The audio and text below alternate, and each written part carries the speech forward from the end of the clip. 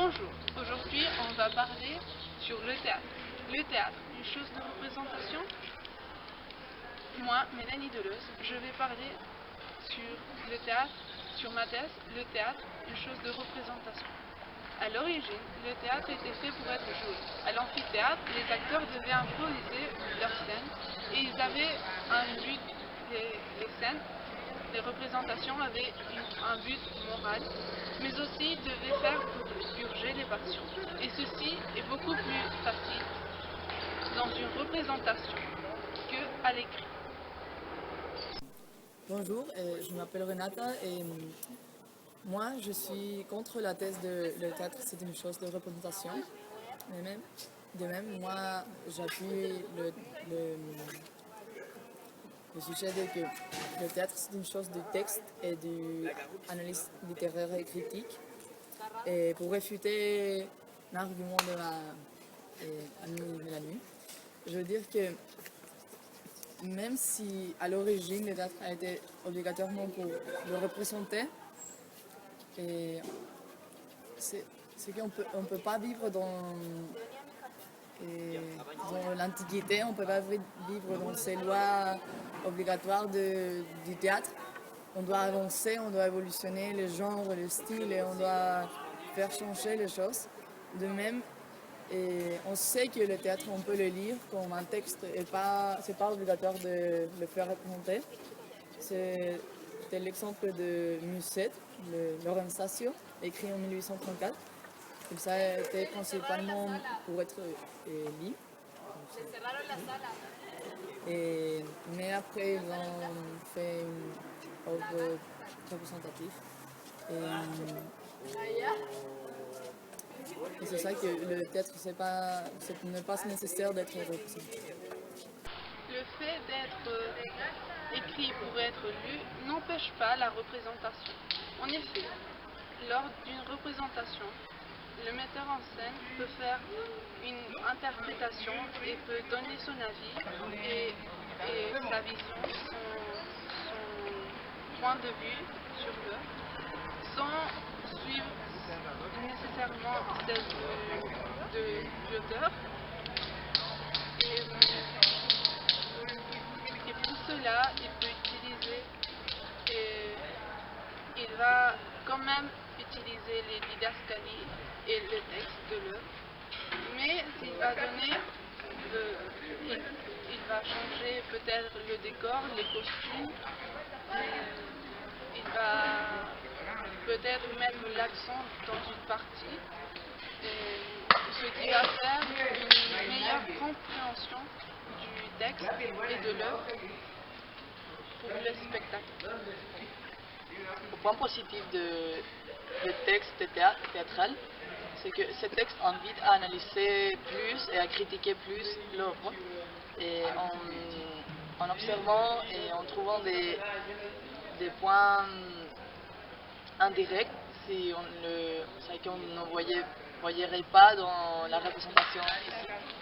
Et avec ce texte, on va analyser plus profondément, on va analyser des détails, des critiques même, que si on le voyait dans une représentation, ce serait plus une chose éphémère et on n'aurait pas le temps de prendre l'attention à ces détails. Et aussi que la lecture de l'œuvre amène à une représentation imaginaire, une liberté de représenter l'œuvre. Et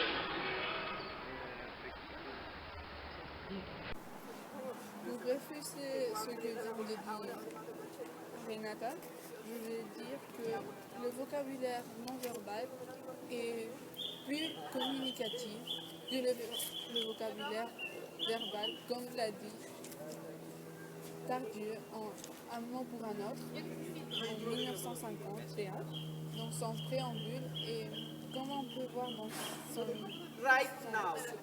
la scène d'exposition, chaque mot est remplacé par un autre des mêmes syllabes et de même son.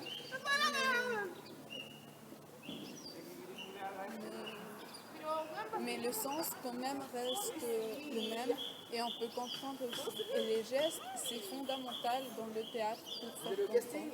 Et si c'est un théâtre muet, on peut comprendre quand même l'histoire et ce qu'ils disent les personnages. Le vocabulaire non verbal est plus communicatif que le verbal. Si quand même l'auteur, quand il écrit son œuvre, donne la liberté, mais aussi donne beaucoup de liberté au metteur en scène. Et c'est pour ça que je vais donner l'exemple de Don Juan et les mises en scène qu'on a vues. Plutôt, c'est que Del Camp était plutôt classique et mettait l'accent à un Don Juan libertin et à un Esganarelle qui était plutôt vieux et du peuple. Ensuite, celle de Pluval était un Don Juan plutôt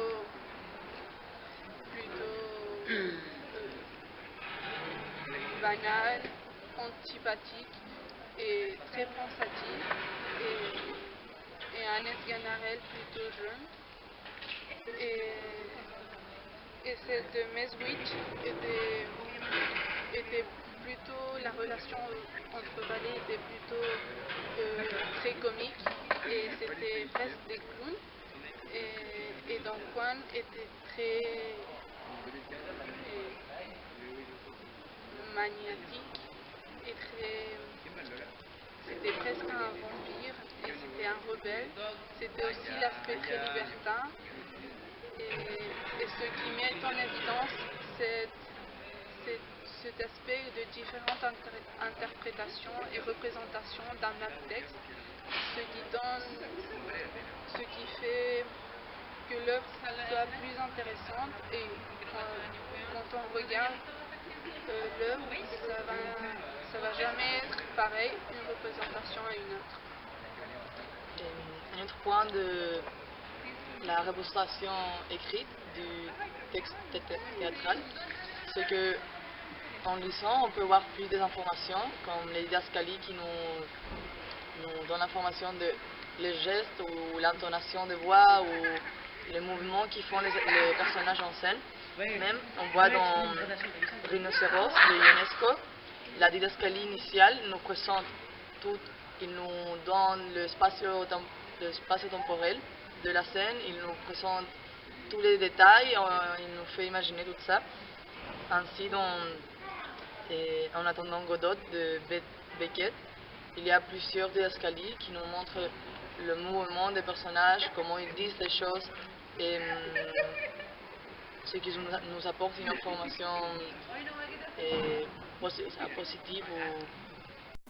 Pour finir, on peut conclure que le théâtre, c'est une chose de mélange du texte écrit et du texte, de la représentation théâtrale.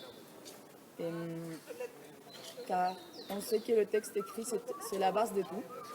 C'est la base de la représentation, de la mise en scène. Chaque metteur en scène donne un sens particulier, un objectif, un but à son œuvre. Et c'est bien.